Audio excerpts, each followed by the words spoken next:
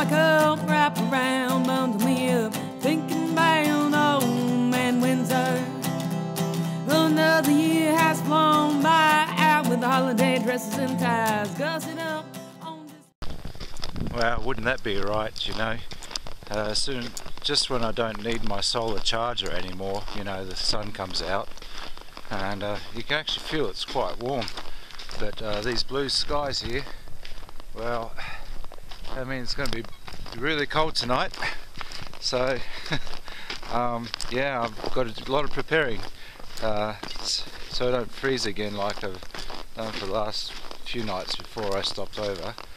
I got some news from my friends, my Bergen friends, and from that side of the world, and the following weekend after I left that side of the hike, they went climbing, and they were forced down halfway up the mountains because of the terrible weather. So my decision to leave well, seems to have justified itself even more now. It would have been useless trying to exist out there. Well, I bought my supplies and now I spoke to a lady at the Tourism Information Bureau over there, and I'm all excited again because I found out that there's an alternative route to Norsund, and it involves going back up in the mountains. So my last couple of days here are going to be interesting. It started getting really boring just walking down the hills here on the road. So yeah, back in the mountains, and the weather's going to keep nice and cold like this, so you know, a little bit of snow, but nothing too crazy, so I won't be getting too wet.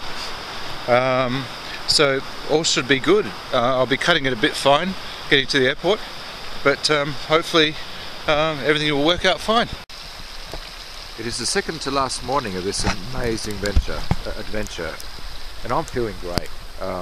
You know, I've got a belly full of food, warm food that wasn't rice, and even though it's minus 3 degrees Celsius, I think I've cracked it. I think I now I had the best night's sleep that I've had this whole trip, and I think it would have been all right even if it was colder. And I put it down to a lot of factors. One of them being now that there's a layer of snow in between, you know, like there's underneath there's moss and all sorts of twigs and things, and so what you've got is the snow's creating a insulating layer underneath, which is very important. And speaking of layers, under this layer of white here, there is actually a 3x4 meter €7 tarpaulin, which I can't believe a couple of weeks ago I almost burned because I was ready to leave Norway and I didn't want to carry the extra burden with me, and the tarpaulin was creating so many troubles. Then it wasn't that cold. The problem was the moisture. Cold for me on this trip is not a problem. It actually is an advantage. Now the snow is just falling on me and falling off, and it's creating that insulating layer, and the insulating, I think it also creates an insulating layer on the tent. And so, you know, and a few other things that I've tweaked and learnt that I'll take with me when I get back is the fact that I've made the tent a lot higher. Like I'm setting it up much higher, so any moisture will run more readily down the sides, and there's much more headroom, which is very important to maneuver, especially because of my improvised sleeping bag. So as we get in here, the other things that are very important in cold temperatures, well, I've got my self-inflatable mat, that's very important, but underneath, so on top of the tundra and the moss and stuff, here you can see it's a really tedious getting the pine branches and needles, but very necessary to be warm. So I've also learned that it's totally okay now at these temperatures to totally seal off the front of the tent, because any moisture really it just freezes to the sides and it doesn't fall on you. So in the beginning of the trip it wasn't cold, but it was wet, and that was terrible. And then it got cold and it was freezing, like -3, -5, no snow. It was really, really cold. But now with the snow here, it's made a real difference. And I hope that, well, when I get back, I mean, I can't wait to get back with you know, the whole Trekheads crew, and we hope to enjoy a lot of time in the winter and in the snow this year. Beneath those clouds down there, I believe is Nordsund, which marks the end of my walking journey, I believe. So I've just got tonight and tomorrow night. Tomorrow, basically, I'll be finding out how to get to to Oslo. It's now day 29 of my Norway hike, and this is the last morning, you know, the last fire before I go down to the fjord. At the moment, I'm finding it difficult to string a number of coherent thoughts together, so I'm going to just try to record a few random thoughts as they come to mind, and then try to put it together later. People have labelled some things in the past what I've done as extreme, and I've never really looked at it that way. For me, it's just it's a form of just my form of recreation and self-expression, I suppose. And but this particular hike changed all that. For all intents and purposes, as far as I'm concerned, yes, it was extreme. Extreme mainly because of the time of the year that I chose to do it in. And you know, I'd say about 80% of the time was devoted to strategies and ways, and a lot of effort just to keep warm. Truly epic trek. Didn't happen on a whim. It was a product of a number of years of experience and slowly building up to it, and a lot of the things that I couldn't have done without, that helped me get through everything that I've had to face, could be put down to experience that I've gained on just simple weekend camping expeditions with Trekheads. Every time we go out, we have a great time, good company, good physical exercise, and every time you come home and you've learnt something, and you put that you know, in the back of your mind, and with the knowledge that someday you'll be able to apply it to something even larger. And it really hits home that if I were just to randomly just go into the wilderness like this, I wouldn't last a single day without that sort of experience. You didn't see this on the videos, but the toll it takes on gear, equipment and everything to actually cut trails. You know, you're not just walking along roads, you're actually cutting your way through over hundreds of kilometers worth of untrodden ground, and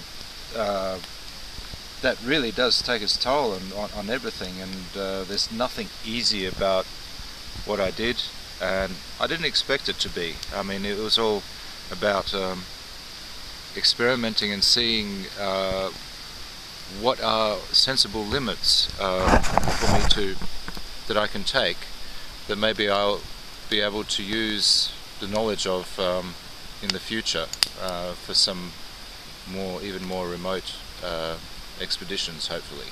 In terms of gear, I'm pretty satisfied with the choice of things that I took with me. That shelter there was not tested very much before I actually took it, and it was the thing I was most concerned about, and it gave me trouble in the rainstorms. But I've come to actually enjoy using it and the whole ritual of setting it up every time, because every time is different, and I'm actually warming to it, so I'm going to be using that sort of shelter in the future for sure.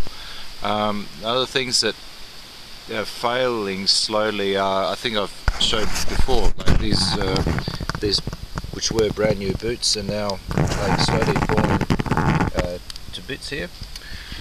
What else? Of course, the usual holes and things, and just general wearing out. These new gloves, getting holes in them, and the classic the sleeping bag falling to bits. Yeah, that was I stitched it up, and actually it's worked. It's very hard work to get into it. It takes me about half an hour to slowly wiggle my way into it. But when I do, I think it's actually even more cozy than it used to be. So that's kind of a positive spin on that little drama that happened. And then well, yeah, these pants ripping like that, I've given up trying to patch them up, because they just keep ripping again and again, and I don't know what people think when I walk into town with pants like that, but what the hell, you know. Yeah, otherwise, yeah, things like, basically I really have to work on my backup power supplies for long expeditions. And what else? Yeah, the technology. I think I'm quite inadequate at the moment for communications. I have to work on that aspect, I think, if I'm going to plan any bigger expeditions.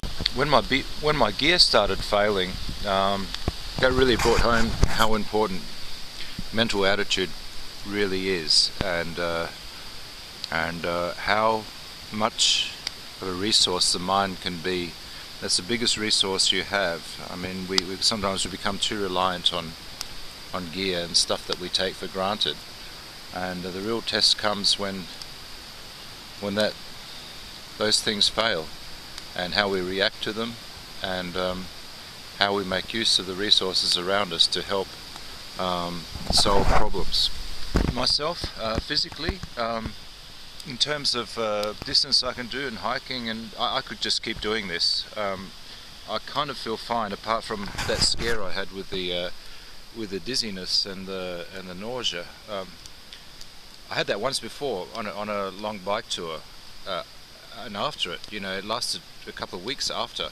I don't know what that's about, but it's not actually now like getting in the way of anything.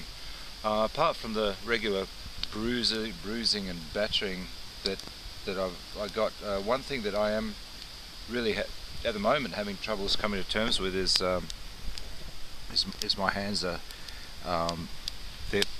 they're I don't know whether it's from the cold or whatever, but they're cracking and splitting and getting very painful to use, and they're becoming very sensitive to the heat. I think I've actually burnt my hands, because times I've tried heating them when they've been numb in front of the fire, and that's made them extra sensitive. On a lighter note, with regards to some silly myths, right? For the amount of times that I've been wet and shivering and cold and miserable, for some reason, guess what? I didn't get a cold. Actually, I was getting over a cold at the time. You know, I had a cold when I actually came to Norway, and slowly and progressively, even with all the cold and damp and wet and God knows whatever else, I'm getting better, and I got better. Another thing is, yes, personal hygiene. You know, a lot of people ask me about that. You know, last time I went for 2 months without having a shower on a big bicycle trek. Well, you know what? It all depends on how many people you expect to meet along the way, and who you might offend along the way. But if you can deal with your own smell, what the hell? You know, it has no serious physical effects. Another thing is, this whole trip in Norway, all the water that I've drunk the whole way, I've taken from creeks and rivers and puddles and God knows whatever else. No ill effects. That doesn't mean that water isn't could be a serious problem. I mean, in Norway, that sort of thing is okay, but in other places of the world, you better be sure of your water sources before you take them from nature. Survive for at least 3 weeks. This time counting, I think it's about 28, yeah, about 25 days of supplies I actually survived off with what I carried. It wasn't easy, just eating rice and olives, but I tell you what, the olives were very important. They actually weighed quite a lot, but they are what made the rice possible to eat. And actually I didn't eat as much as I should have been eating in calories, because the food was becoming quite unappetizing, and if I didn't have the olives with me, that would made things even more difficult. Of course you eat anything when you're really hungry, but you're probably not eating enough. With regard to the initial 500 kilometers from Bergen to Oslo that I set, I know from previous experience that distance is no problem for me. I would have been able to achieve it going by roads, maybe staying in guest houses, huts and that sort of thing. But from the beginning I quickly realized that this special country, this special wilderness experience was more important to me than getting the distance done. And I always gave priority to whenever there was a trout lake, or where there was a nice place for a campsite, wherever there was a nice place to spend a bit more time, I would always choose that over getting any amount of distance done. And that is, I believe, enriched my experience so much more. Distance is just a statistic, and what I gained from this was so much more than just that. Well, it's time to start packing now. Ready for the short walk, a few kilometres down to the beautiful fjord area, which from here I should be able to see. I'm very on the edge of the fjord. There's somewhere down below those clouds down there. Yeah, then there'll be a different stage. You'll, I suppose I better have a shower somewhere before the short bus ride to Oslo, where, well, in the beginning of this journey, I started one journey, and in Oslo, if all works to plan, you will see that I'll in fact have finished 2 journeys instead of just the one. Norway comes through once again. I'm now at the Sula Hotel and Resort here in where was it? Norway, of course. Yes, fabulous hotel. It's the only place that would help me. It's a Sunday today, and I have to be at the airport tomorrow morning.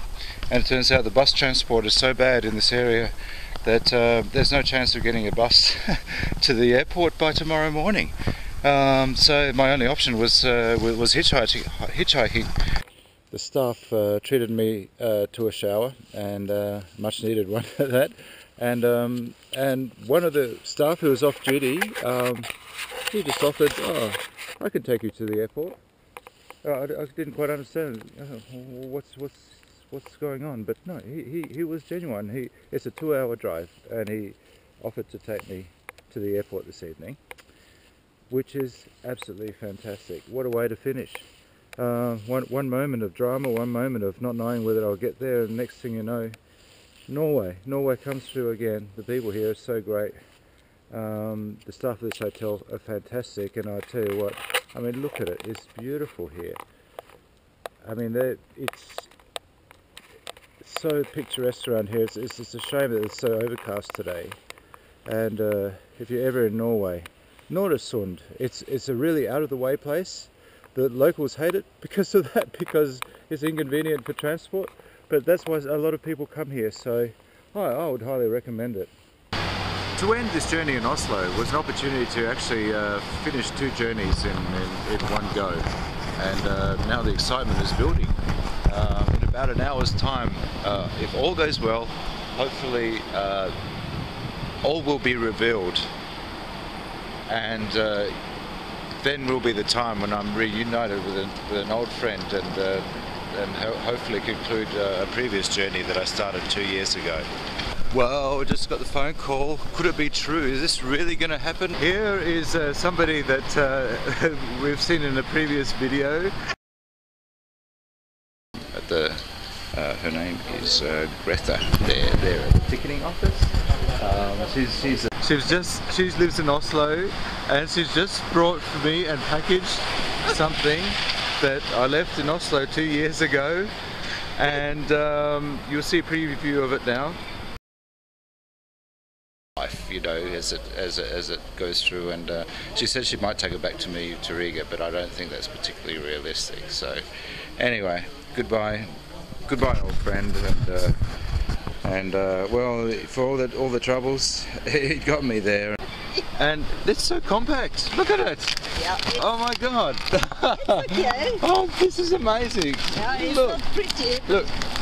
After 2 long years, my long lost friend has returned. You're home now, matey. Let's go put you back together.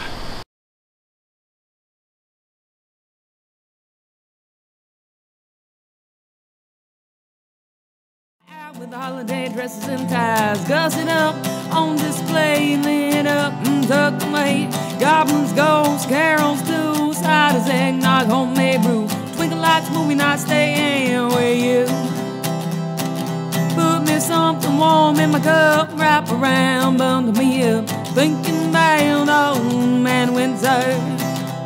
Oh, what on earth did you say? Forget about those born ways. I'm piecing the best parts together. Turkey, ham, pumpkin pie, sweet tooth, super glue, glitter in the eyes. Seen on TV, goofy gifts, housing crap you never miss. Ring-a-ding-ding at the grocery store, elves on the shelves and holes in the drawer. Loving that old man winter. Oh, put me something warm in a cup, wrap around, bundle me up, thinking about old man winter. That reindeer only has 2 legs, Santa's beard looks a little red. Well, it's okay, it was supposed to be that way. My puppy didn't eat those cupcakes, those cookies that fell on the floor. Oops, he got your present by mistake. I feel like a giant marshmallow, my nose stays red, and by the way your snow is